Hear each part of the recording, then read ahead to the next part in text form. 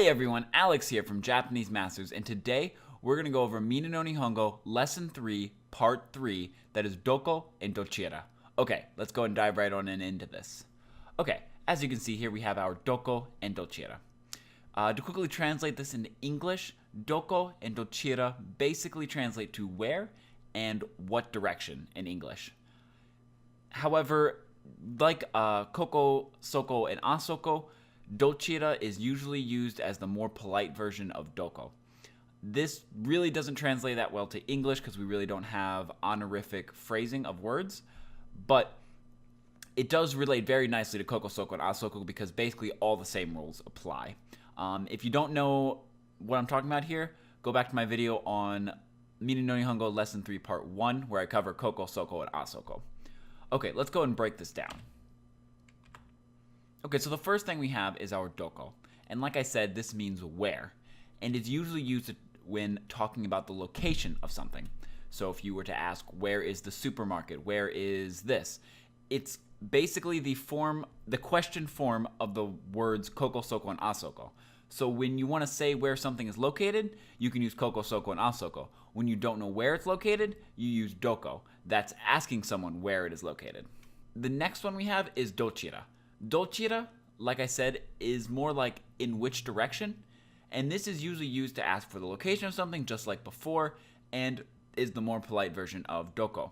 So basically in all the situations before where you'd use kochira, sochira, and achira, you would also use dochira.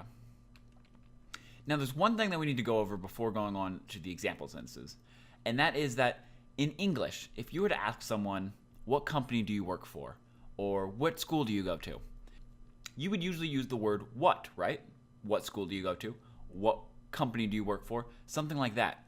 However, in Japanese, when you're asking this, you don't use nani or nan. You wouldn't say nan desu ka when using that kind of sentence. You would actually use doko or dochira because in Japanese, you are basically asking where, when you're asking where is the location of it, you are saying where is the location of your school, which translates when they reply, they'll reply, oh, my school is Kansai Gakuen Daigaku.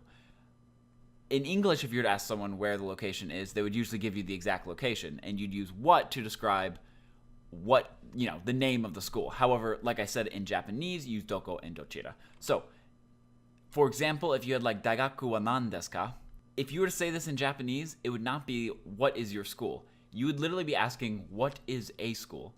You'd be asking like you didn't know what a school is, or a daigaku, college. You don't know what a college or a university is. So you'd be physically asking the person, what is a school? In English, that works just fine. What is your school? However, in Japanese, you need to use something like daigaku wa doko or dochira desu ka? Where is your school?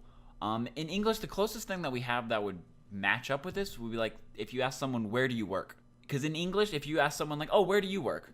Usually they would say the name of the company, right? They wouldn't say, oh, I work on 15th Street. Because normally in English, you need a little more than that. If someone's asking you, where do you work, they're usually asking, what do you do? What's your job kind of thing. So that's the closest thing we have in English that kind of matches this doko thing.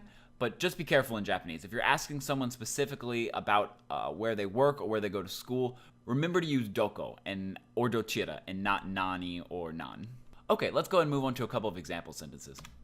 Okay, the first example sentence is, where is the supermarket? Supa wa doko desu ka? Now, this is very similar to the example sentence I used in Lesson 3 Part 1, except I think I used asoko there. So I said the supermarket is over there, and I didn't have the ka here. Right now, this is if you don't know where it is. You're not saying it's over there, it's over here, something like that. You are asking someone, where is this located? So instead of using asoko, koko, or soko, you're going to use doko to ask where it is. Normally, doko or dochira is going to be paired with ka.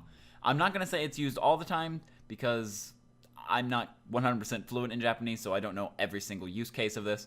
But I'm going to go and say confidently, at least 9 times out of 10, if you have doko, it's going to be paired with ka. Because you're going to be asking a question, where is this, or something like that. And then, of course, we have supa, just means supermarket. And then this is our classic noun 1 wa noun 2 desu ka structure. But now we are throwing in our question word of doko. Okay, let's go and move on to the second example sentence. The second example sentence is, what company do you work for? Kaisha wa dochira desu ka? Now, this is what I was talking about. You would not say kaisha wa nan desu ka, because then you'd be literally asking, what is a company? And I don't think that's generally what you're going to want to ask, unless you really don't know what the word kaisha is. This one, you are asking, where do they work? What company do they work for? If you ask this question, you're not going to get a specific location. You're most likely just going to get a name of a company or something like that. If you said, is your company in Nishinomiya, then they'll probably give you the location. So this is kaisha wa dochira desu ka? And kaisha, of course, means company. Dochira is the more polite version of doko. So it can replace doko in this sentence, because this is, yet again, our noun 1 wa, noun 2 desu ka structure.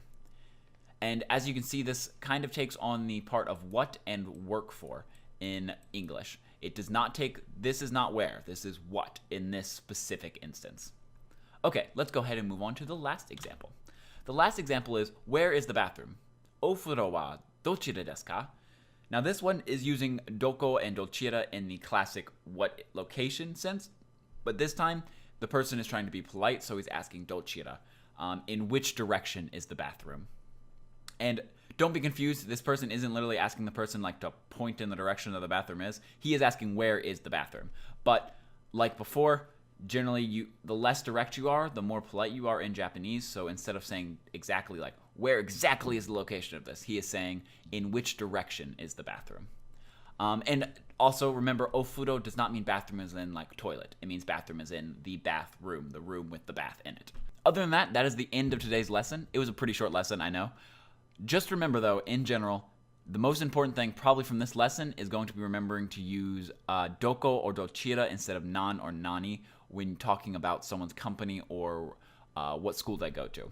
That is basically it. It's really simple, guys. I hope that it makes sense.